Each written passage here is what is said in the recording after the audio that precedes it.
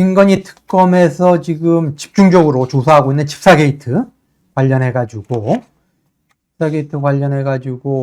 그 집사 역할을 했던 김건희의 서울대 경영전문대학원 예. 동기죠. 네네.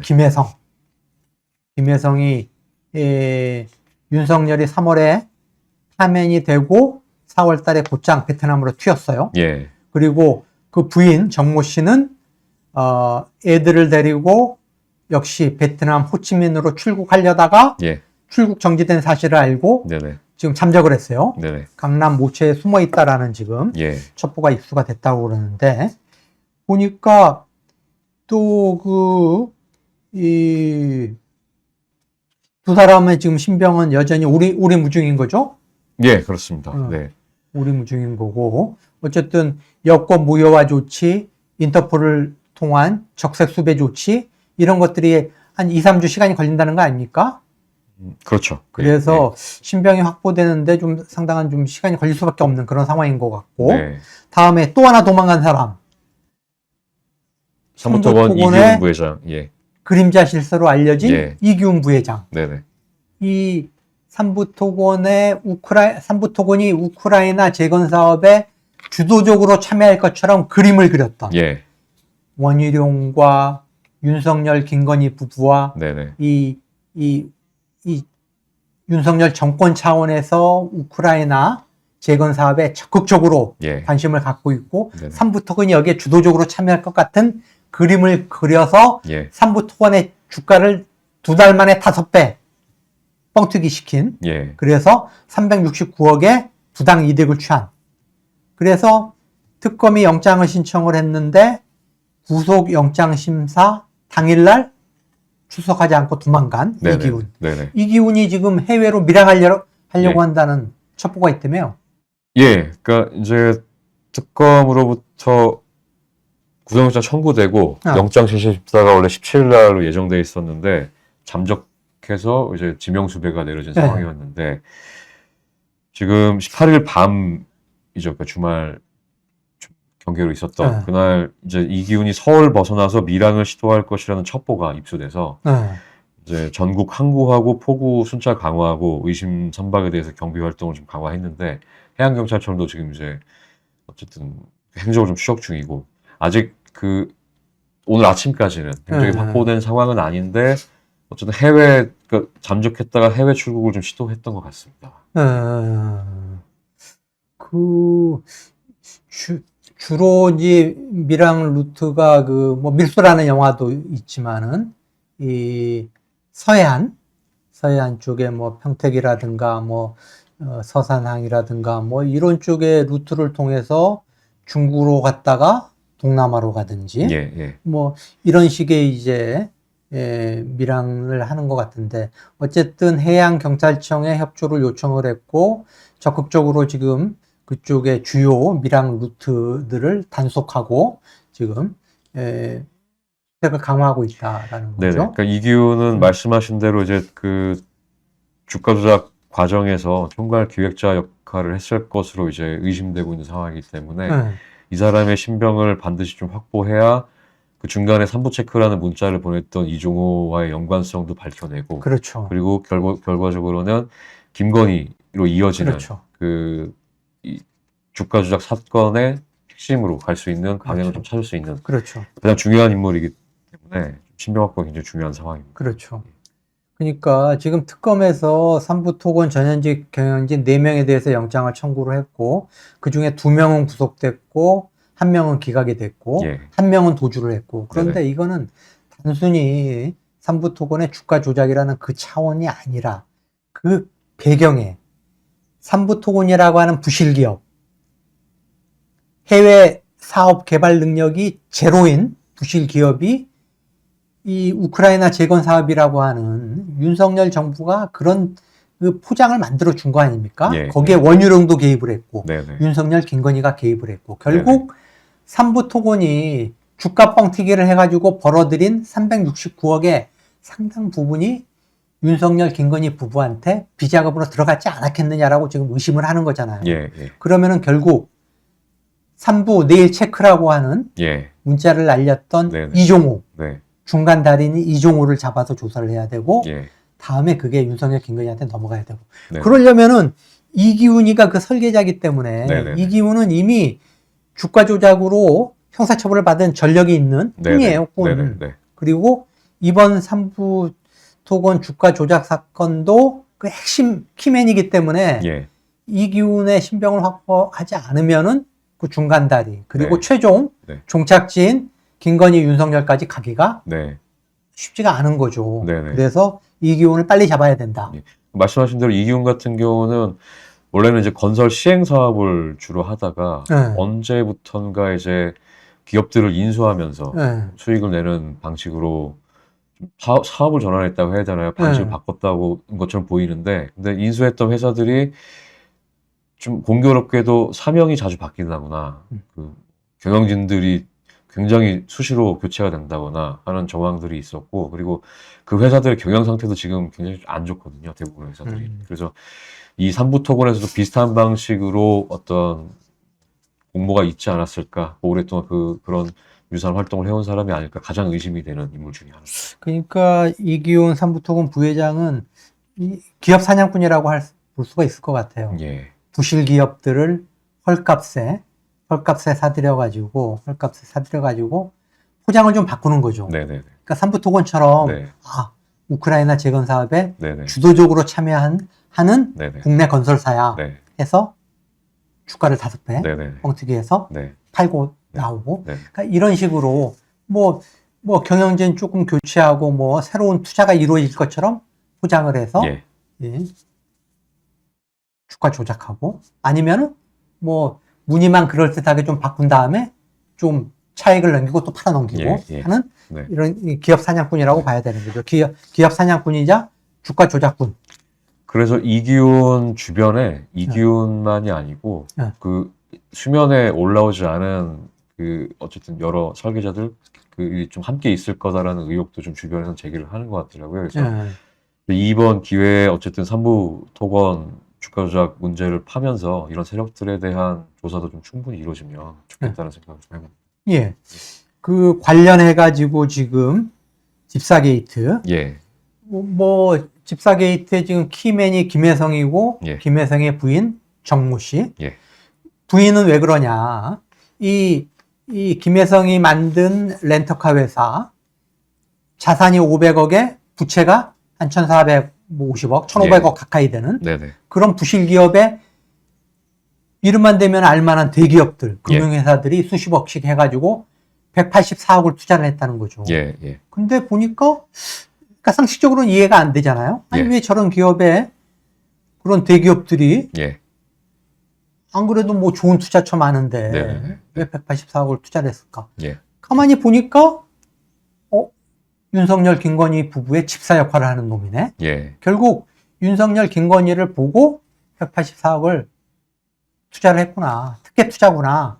라는 게 지금 네. 특검이 네네. 그리고 있는 네네. 그림인 거고. 네. 그러면은 결국 김혜성하고 이 배우자는 김혜성의 이 차명회사로 의심되고 있는 회사에 184억 중에 46억 원이 흘러간 거고. 예. 그 흘러간 그 회사의 유일한 사내이사가 예, 예. 부인 정모 씨였기 때문에 네네네.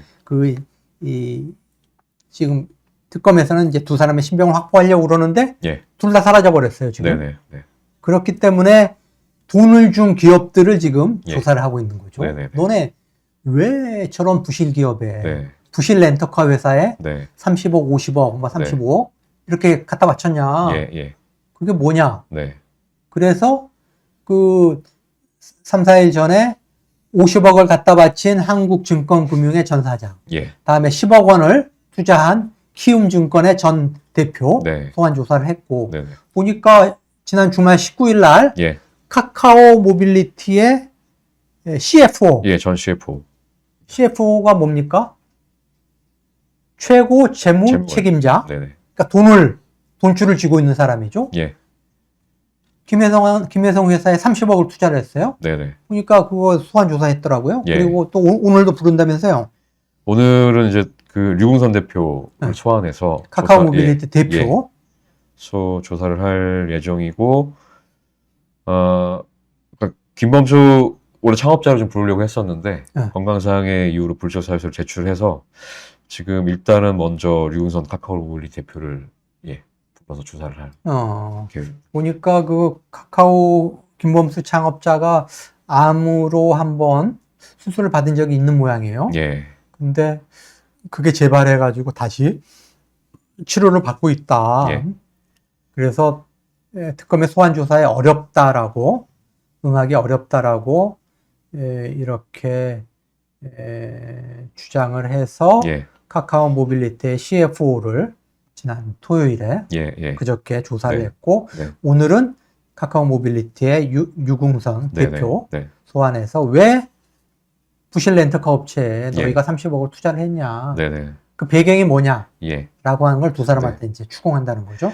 그러니까 다른 기업들도 뭐 여러 관계들이 있는 것들이 A실 네. 효성도 있고 뭐 있는데 특히나 카카오 모빌리티가 좀 더 그 연관성에 대한 과거 사례들이 더 많이 드러나는 것 같더라고요. 그러니까 예를 들어서 박영수 특검팀 예전에 국정농단 했을 때 그 특검팀의 업무용 차량을 렌트했던 것이 IMS 모빌리티인데 IMS 모빌리티가 뭐 그 전부터 카카오 모빌리티하고 업무 협약을 맺거나 이런 관계들이 좀 있었던 것 같습니다. 그러니까 요 뭐 특검팀 차량이 카카오 모빌리티랑 바로 직결 연결되는 건 아닌데, 근데 어쨌든 그 IMS 모빌리티는 윤석열과의 관계, 김건희의 관계가 예전부터 좀 있었던 곳이고, 근데 카카오 모빌리티도 과거부터 IMS 모빌리티하고 업무 때문일 수 있지만 업무 협약이나 이런 관계들을 좀 이어왔던 게 있었고, 모빌리티는 또 뭐 많이 알려진 얘기지만 이제 투자가 있었던 때 이제 콜 몰아주기 의혹이나 공정이 과징금 부과받았던 사례들 같은 것들이나 기업 공개 앞두고 이제 재무제표 심사 외출 부풀리기 의혹도 좀 있었고, 어떤 김건희와 연결을 통해서 문제를 해결해야 될 사안들이 굉장히 좀 많았던 다른 기업보다도 좀 많았던 이 집사 게이트를 주목을 해야 될 게, 김혜성이라는 사람은 2010년부터 윤석열 김건희 부부와 관계를 맺어온 사람이다. 이 김혜성이 만든 IMS 모빌리티라는 렌터카 업체가 이미 박영수 특검 밑에서 윤석열이 수사팀장으로 일을 할 때 거기에 5대 렌트카를 제공을 했다는 거죠. 네. 그 특검팀에 네네. 업무용으로 업무용 차량. 업무용 차량으로 5대 차량을 제공할 정도로 이미 그때부터 윤석열, 김건희하고 연관이 있었다. 그리고 도이치모터스하고도 또 연루가 되지 않습니까? 도이치모터스 BMW를 수입해서 국내 파는 회사인데 거기서 BMW 50대를 김혜성이 만든 IMS 모빌리티에 렌터카로 쓰라고 아주 저렴하게 제공했다. 그러니까 그런 식으로 지금 김건희를 둘러싼 여러 이권과 연관된 그런 업체와 사람들이 김혜성을 중심으로 얽혀 있다라는 거죠. 그리고 이게 184억 원 특혜성 투자인데 5회 지원인데, 근데 이게 그 중에 절반인 92억 원은 이제 외주 용역비로 사용이 되고, 또 이제 그 김혜성 씨가 엑시트 자금으로 한 건 46억 원이고, 그러니까 절반이거든요. 그래서 특검 같은 이런 숫자 같은 것도 좀 굉장히 좀 의미 있게 보는 것 같습니다.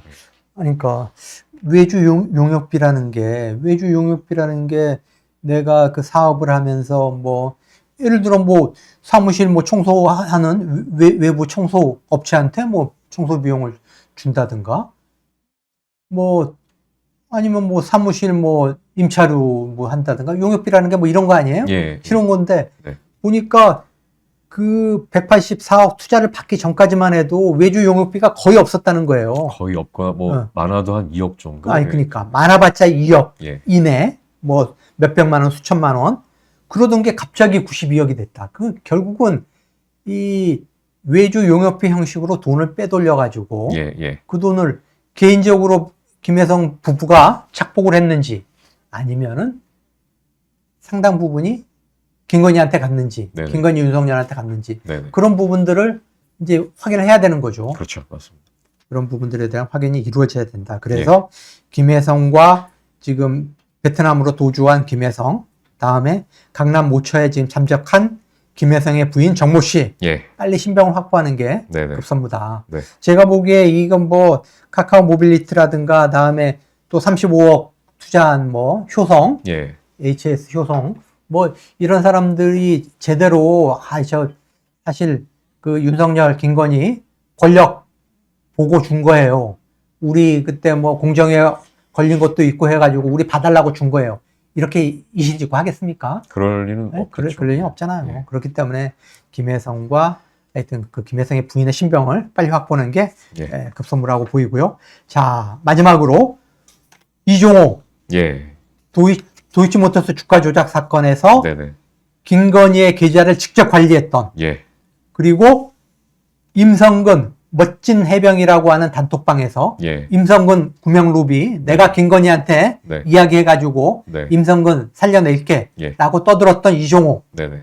드디어 오늘 예. 오전 10시에 특검이 부르지 않습니까? 네네네. 자, 이런 뭐 두 가지가 핵심 그러니까 모든 규명 사항인가? 상황 아니 그렇지 않습니다. 아. 모든 상황에서 항상 이제 이름이 거론되는 게 이종호인데 응. 이 어쨌든 이제 19일에 그 자택하고 차량을 압수수색 당해서 휴대폰도 특검이 지금 확보한 상황이고 이번에 이제 지금 압수수색을 받고 소환된 거는 이제 도이치모터스 주가 조작 사건 때 이제 그때 이제 같이 이제 그 주가 조작 총괄 기획자로도 지명됐었던 이모 씨가 있는데 그 사람에게 지금 이제 내가 이제 김건희하고 윤석열의 관계가 좀 있으니까 집행유예가 선고될 수 있도록 도와주겠다.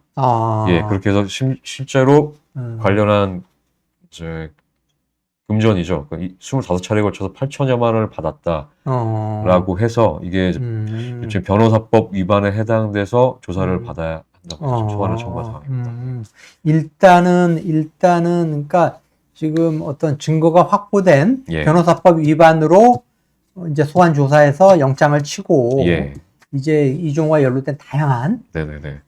김건희 윤석열 부부의 어떤 이권 개입과 연관된 예. 다양한 부분들의 수사를 확대할 네. 그걸로 이제 추정이 되네요. 예, 예. 그러니까 지금 어쨌든 특검에서는 구체적인 발언이나 진술들을 좀 확보한 상황인 것 같은데 이제 지금 인용돼서 나오고 있는 뭐 그러니까 대화를 좀 말씀을 드리면은 김 여사나 VIP에게 얘기해서 집행유예 나오게 해주겠다. 이미 재판부와 이야기를 했다. 김 여사가 알아서 잘 할 거니까 재판 신경 쓰지 말아라. 나는 직접 이제 김건희와 소통되고 VIP나 대통령실 관계자도 연계돼 있다. 이런 식으로 이제 발언을 하는 증언들이 좀 확보가 된 것 같은데 이 사안으로 지금 소환 조사를 하지만 이런 발언들이 사실이라면 그동안 저희가 의심했던 삼부토건이나 뭐 IMS 모빌리티나 이 사건에서 연관된 부분도 그러니까 순직해병 부명 사건이나 충분히 그 연관성을